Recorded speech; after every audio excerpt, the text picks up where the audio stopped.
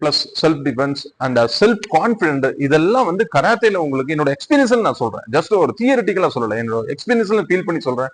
இதெல்லாம் உங்களுக்கு கிடைக்கும். ஸோ உங்க குழந்தைங்க அதாவது ஒரு விஷயத்த கண்டினியூவா பண்ண வைங்க, கண்டிப்பா இதெல்லாம் நீங்க ஃபீல் பண்ணலாம். அதாவது பக்கத்துல இருக்குது, இல்ல நான் ஸ்கூல்ஸ்ல கராத்தே போறாங்க, இதெல்லாம் வந்து ஜஸ்ட் ஒரு பேசிக் கத்துக்கலாம்.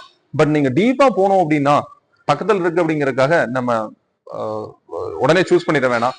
நல்லா ரிசர்ச் பண்ணுங்க. அதாவது ஒரு குருவை தேர்ந்தெடுக்கிறது வந்து நீங்க ஒரு 100 பேர்கிட்ட போய் ரிசர்ச் பண்ணாலும் தப்பு கிடையாது. பட் செலக்ட் பண்ணதுக்கு அப்புறம் ஒரே ஒரு ஆள் அந்த நபர்கிட்ட நீங்க கண்டினியூவா போங்க.